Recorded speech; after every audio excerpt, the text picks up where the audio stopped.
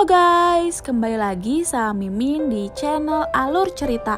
Apa kabar nih kalian semua? Mimin doakan semoga sehat dan bahagia selalu ya. Kali ini Mimin bakal nerusin nih cerita apa saja yang ada di episode-episode yang sebelumnya. Jadi stay tune terus. Gia nyamperin orang tuanya Aslam izin pamit. Gia minta maaf atas kesalahan Gia. Kalau ada yang kurang berkenan di hati orang tuanya Aslam dan semua orang yang ada di rumah ini. Saat Gia mau bersalaman sama Daisy menolaknya karena Daisy merasa gak perlu dan takut kena sial. Ahmed langsung ngomong ke orang tuanya dan bilang lakukan sesuatu. Ahmed mohon, jangan biarkan Gia pergi. Dan bilang ke Citra dan Adit, masa kalian tega lihat Aslam ditinggalkan sama istrinya pergi begitu saja? Mereka itu gak mau berpisah. Aku tahu kalau mereka itu saling mencintai. Ayo dong lakukan sesuatu. Daisy ini langsung marah ke Ahmed. Cukup, kalau Aslam ingin berpisah sama Gia ya udah, gak usah ikut campur. Akhirnya Ahmed menceramahi Daisy dan menasehatin Daisy. Daisy gak terima sama perkataannya Ahmed, bahkan bilang kalau Gia itu tidak sesuci itu. Rati sampai rumah nangis kejer dan marah-marah, banting semua barang-barang yang ada di kamarnya. Rati teriak-teriak kalau dia ini benci sama Aslam sambil menangis. Rati berpikir kenapa Aslam tega ngelakuin ini dan kenapa tega menduakan Rati. Orang tua Rati panik mendengar teriakannya Rati yang kencang dan langsung datengin kamarnya Rati.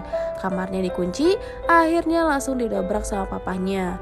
Rati berpikiran lebih baik daripada Rati hidup tanpa Aslam, Rati mau bunuh diri. Akhirnya ditahan dan ketahuan sama papanya. Rati tetap maksa. Papa Rati ngambil cutter itu dari tangannya Rati dan langsung nampar Rati. Mama Rati langsung nenangin Rati, tapi Rati ngusir orang tuanya dari kamarnya. Warga rame-rame dan datang ke rumah nenek. Nenek langsung kaget kenapa warga rame-rame datang ke rumahnya. Mereka bilang mau berterima kasih. Nenek ini langsung kebingungan lagi. Terima kasih apa ya? Terima kasih buat Gia. Nenek bilang, sejak kapan kalian teh mau berterima kasih sama Gia? Bukannya kemarin-kemarin kalian teh takut sama Gia? Kan Gia teh pembawa sial. Gak takut nanti pulang dari sini jadi sial. Ada satu warga yang bilang ke nenek dia teh suka bercanda. Mungkin kalau yang lain begitu, pada takut sama Gia. Tapi sejak awal mungkin hanya kita yang gak percaya kalau Gia itu pembawa sial. Terus ada lagi nih yang nyeletuk ibu-ibu. Bahkan kami percaya kalau Gia itu pembawa berkah, bukan pembawa sial. Buktinya nek, desa kita ini kena musibah berkali-kali semenjak Gia pergi. Terus ada satu lagi nih nyeletuk. Itu sebabnya nih kami kesini mau minta tolong ke nenek, tolong ucapin terima kasih buat Gia, supaya siapa tahu suami yang kaya itu mau berbagi sama kita yang sudah membesarkan Gia. Nenek ini langsung berpikiran negatif nih ke mereka. Nenek tahu mereka datang ke rumahnya itu cuman ada apa-apanya doang. Dasar munafik, kalian teh kan senang sekarang lihat Gia sudah tinggal di rumah yang mewah, yang besar dan bahagia. Padahal kalian teh lupa kalau Gia teh gadis pembawa sial yang kalian takutin. Mereka langsung sinis. Ya nggak seperti itu nek, kita kesini kan cuma mau berterima kasih aja. Lihat Gia yang sudah bertempat di rumah yang kaya, kami itu ikut seneng. Nenek lagi langsung nyeletuk, ya kalian teh kan sirik ya, cemburu ngelihat Gia sudah hidup bahagia. Nenek langsung ngusir warga-warga itu. Ada bapak-bapak lagi ngumpul ngerumpi di warteg. Datanglah Jaka adiknya Gia yang mau beli sesuatu. Tiba-tiba ada salah satu bapak-bapak yang ingin mengusir adiknya dan keluarganya Gia dari desa tersebut. Dan gak ada gunanya juga keluar ke pembawa sial itu ada di desa ini. Jaka ini langsung dikeroyok sama bapak-bapak yang ada di warteg tersebut. Akhirnya adiknya Gia ini bisa lari kabur dari bapak-bapak itu. Tapi ujung-ujungnya dikejar juga. Jaka ini langsung ngumpet, untungnya gak ketemuin juga nih sama warga. Nenek nungguin Jaka ke warung kok gak pulang-pulang, padahal warungnya dekat dan gak nyampe 15 menit. Kebingungan nyari Jaka, Ujang ini langsung keluar rumah lihat nenek yang ngedumel-ngedumel sendiri dan bertanya kenapa ibu ngedumel gitu. Nenek langsung bilang ke Jaka ke warung gak pulang-pulang. Langsunglah Ujang ini emosi ke nenek. Ibu tega ya, si Jaka disuruh ke warung lagi sakit kayak gitu, ngomong aja gak jelas malah disuruh ke warung. Nenek ini langsung ngejelasin kalau nenek gak nyuruh Jaka ke warung, malah Jaka sendiri yang pengen ke warung. Tah tinggali ayah surat di dalam. Si Jaka teh nulis Jaka minta ke warung, katanya bosan di rumah aja karena sakit. Ya ibu izinin kan, ibu gak tega. Lalu ada seseorang perempuan yang ngelihat Jaka digebukin di warung, datang ke rumah nenek dan ngasih tahu kalau Jaka itu tadi digebukin sama warga di warung. Warga ngeledekin Jaka karena Jaka adik pembawa sial. Jaka ini marah sama warga, abis itu warga ngegebukin Jaka. Nenek langsung nanya, sekarang Jakanya kemana? Perempuan itu bilang kalau Jaka kabur dan dia takut buat ngikutinnya.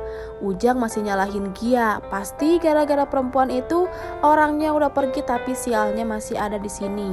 Nenek langsung marah ke Ujang, Gia lagi yang disalahin.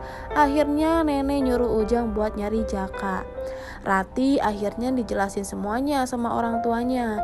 Orang tuanya terus terang gak mau kasih tahu pernikahan Aslam dan Gia. Orang tuanya Rati gak mau Rati kecewa kalau tahu semuanya. Mereka sengaja merahasiakan ini semua sampai Rati mau nerima sama kenyataannya bagaimana. Gia ini tiba-tiba datang ke rumah Rati. Rati gak percaya pernikahan Aslam dan Gia itu hanya sampai Rati benar-benar sembuh. Rati tetap gak percaya, emang omongannya Aslam bisa dipercaya? Tiba-tiba Gia nyeletuk dan ngomong kalau omongan Aslam itu bisa dipercaya. Gia bilang kalau Aslam saat mencintai Rati. Rati marah sama Gia dan bilang mau ngapain kamu kesini dan mau apa lagi ketemu sama Rati. Gia ini minta maaf udah lancang masuk ke rumah Rati dan mau izin pamit ke Rati. Sekaligus mau minta maaf, Gia gak ada maksud apa-apa.